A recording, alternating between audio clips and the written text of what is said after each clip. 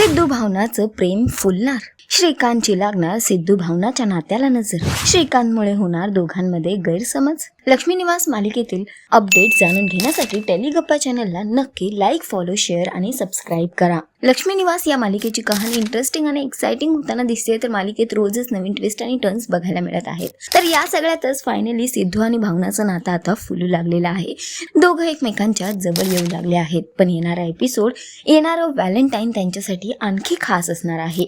एकीकडे बघायला मिळणार आहे की भावनाने सिद्धूसाठी खूप छान तयारी केलेली आहे. तिने रूम सजवलेली असते आणि ती सिद्धूची वाट बघत असते. पण तितक्यात तिला येतो श्रीकांतचा फोन.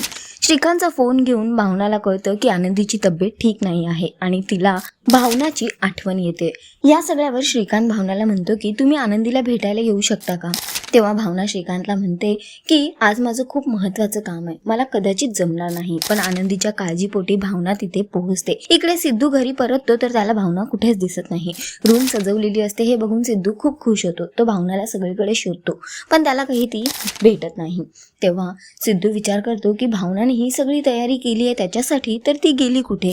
आणि तो तिला फोन करतो तर तिचा फोन श्रीकांत उचलतो आणि त्यानंतर श्रीकांत आणि सिद्धूमध्ये बोलणं होतं. सिद्धू त्याला म्हणतो की मी भावनाला फोन केलाय, तिचा फोन तुमच्याकडे कसा? त्यावर श्रीकांत म्हणतो की ते आनंदीची तब्येत बिघडली होती म्हणून भावना इकडे आल्या आहेत.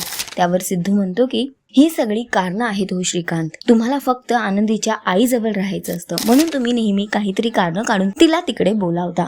जेव्हा मी आनंदीची जबाबदारी घेतली होती तेव्हा आनंदीला आईची अजिबात आठवण येत नव्हती. यावर सिद्धू आणि श्रीकांतमध्ये शाब्दिक वाद होतो आणि पुढे बघायला मिळतं की भावना आता आनंदीला भेटून घरी येते आणि त्यानंतर सिद्धूला भेटते आणि त्याचा गैरसमज दूर करण्याचा प्रयत्न करते आणि त्याला म्हणते की मी तुम्हाला खरंच सांगते, मी फक्त आणि फक्त आनंदीसाठी तिकडे गेली होती, माझ्या मनात दुसरा काहीच विचार नव्हता.